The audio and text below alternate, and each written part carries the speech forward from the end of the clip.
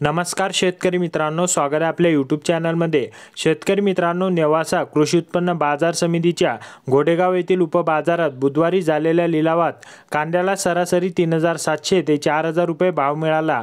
आवारात मागील आठवड्याच्या तुलनेने आवक मोठ्या प्रमाणात घटल्याने कांद्याचे दर वाढले आहेत। बुधवारी बाजार समितीत एकूण 36582 कांदा गुन्ह्याची आवक झाली होती।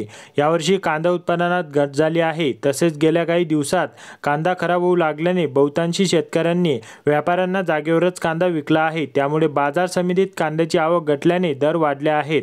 बुधवारी लिलावात 2 लॉट प्रति क्विंटल 4200, त्यानंतर मोठा कांदा 3800 ते 4000, मुक्कल बारी 3700 ते 3900, गोल्टी 3800 ते 4000, जोड कांदा 1500 ते 3000 रुपये असा भाव मिळाल्याने शेतकऱ्यांमध्ये मोठे आनंदाचे वातावरण आहे।